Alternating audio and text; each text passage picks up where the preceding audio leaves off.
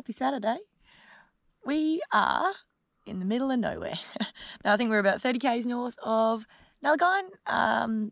Left true to style late yesterday night from Port Hedland, so did about 3.5 hours of driving in the evening. Didn't quite know where we're ending up, turned off a road and parked up in a little bit of a dirt patch, but we were very much rewarded with having a coffee and beautiful views today. We're out to Calgan's Pool, so probably another couple hours worth of travel, but it was good to get a head start last night, so stay tuned.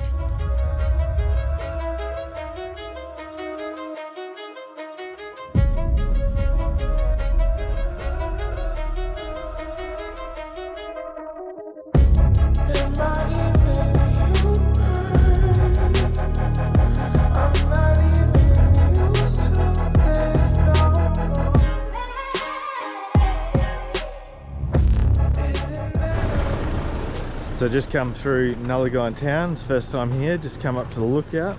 It's actually a bit more going on in the town than I was expecting. I was expecting something similar to Marble Bar, but I think it's bigger. Just.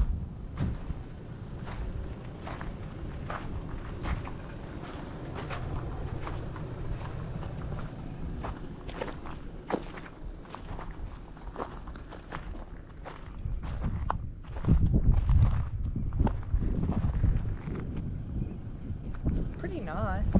There's even water. That's what I was not expecting to find. But So this is Nullagine. So just left Nullagine, went into the Nullagine general store. It was a bit deceiving from the front, it's just a door. But managed to get in there, get some bottles of water, got some cold and flu tablets, starting to get a bit sick. But yeah. it was quite well stocked. They actually had better meat selection than Woolworths in Hedland. There you go.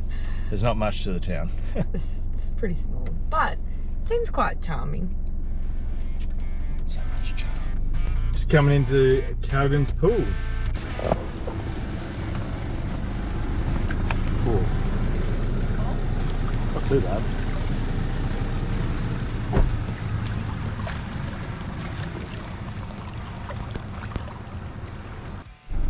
Jade's just doing some scoping for us. All the river crossing so far has been really nice and clear, but this one's quite quite brown and muddy, so he just wanted to get out and walk it for a bit.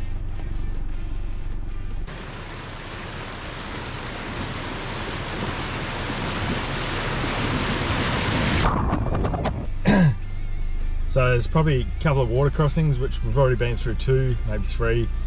One was at least about 100 metres long. This one looks very similar, but can't see the bottom of this. It's all murky, muddy. So I went out for a bit of a walk. It's above, probably about 100 mil above my knees. So it's well above the door seal. I've just put it in low range, gonna give it a go, and hopefully we'll come out the other side.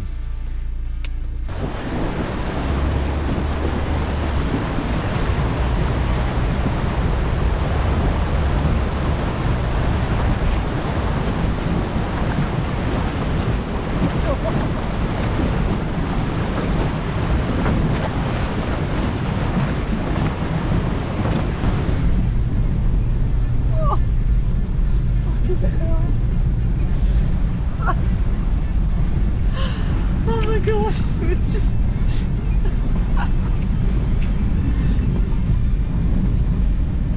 There's an end. Oh my god. I didn't think we were actually going to make it for a second Is there. there water coming in the door yet? Yeah, there is a little bit. Oh, not on my side. Might just open the doors up when we get out and have a look. Oh. Fuck. Glad I put that in low range.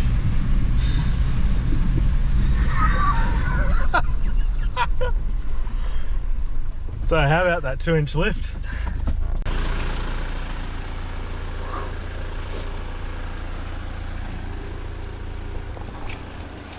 Made it.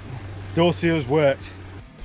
Alright, so we just got all the way to the end to Calgan's Pool, and there was a couple families set up, so it was really nice. It was really pretty, better than Jade expected. Yeah.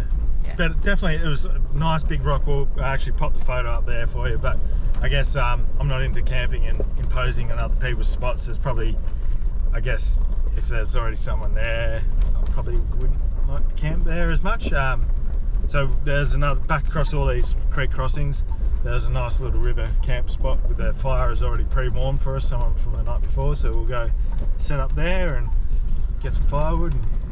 Yeah, it was probably a bit more shaded as well. It was, as you can probably see in the photo, it was just a nice big deep hole.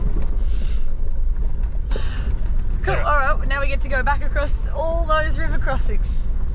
Yay!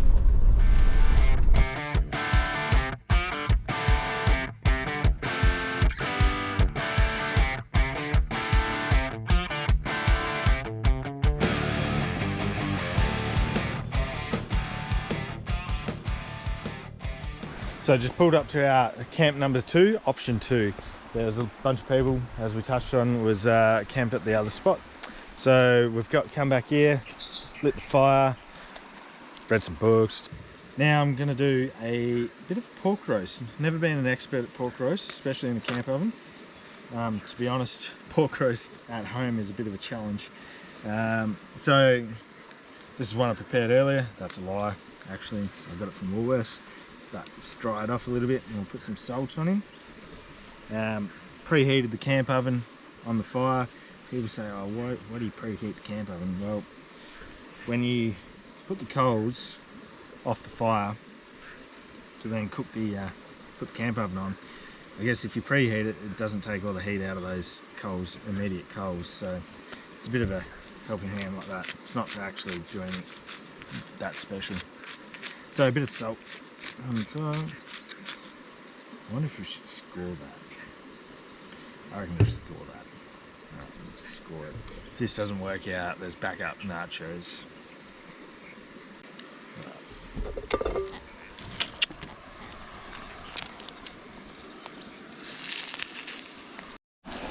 So just built a little coal mound off the side, drop him on there, work him down.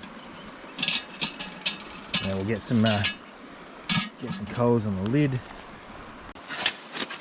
Where a nice long handled shovel comes in handy. I reckon not too many coals on the lid for now. We'll cook the meat, and then towards the end we'll bump up the coals just on the lid.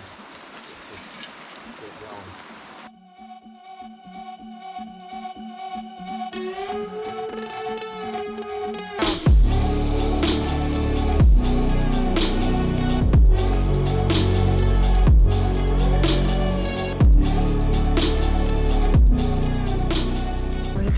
Yeah, moment of truth. Oops. Oh.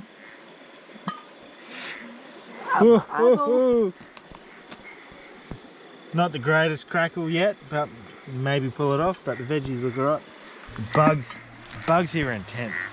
So, we've finished up. We've got the veggies and meat in one, some more meat left over in the alfoil. I'm not gonna lie, it was delicious. It was rested for the perfect amount of time. So Jade and I always argue around what is the right amount of time to take the meat out, and usually somewhere between our bickering is the perfect amount. So we nailed it, and now we've got some more crackle left on the oven, and we're gonna devour that too. So we've woken up, beautiful day today. Last time round we did the review on the Bush Company awning. So we do have the 270 XT Max. We were talking about the crock hinge and how we weren't really loving it or hating it. Since then, Jade's done some modifications. And if you come around with me, you can see he's actually just put a little bracket in at the back. So it just pops in and out whenever we set up. And that's been through quite a lot of rain and wind, and we are completely poleless, which has been awesome.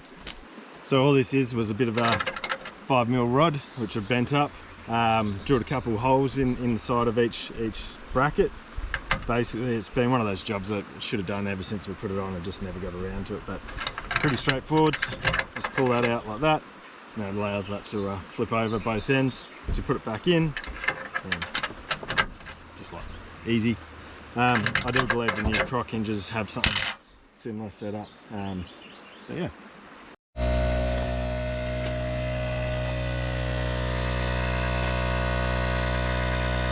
Yeah, I don't know if you can hear what I'm saying, but we just putting the tyres back up to 40, so on the road in there's quite a few corrugations, so we let them down to about 32. We're on highway the whole way home this time round, so taking the advantage of while it's nice and clean and we're not in a dust patch to put them up.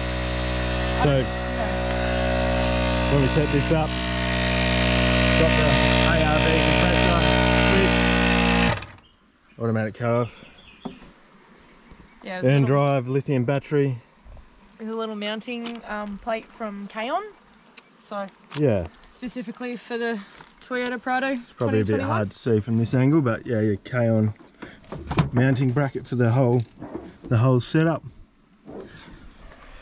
So I touched on about this lithium battery, the 100 amp hour Endrive lithium. In here you can see charging it with a Red Arc BCDC 1240, so 40 amp hour, and it's got a another Kaon mounting bracket to mount it into place. To be honest, everything that we've got from Kaon has been on point. So Kaon, if you're listening, will give us your products, we'll run them for you, but yeah, just give us some products.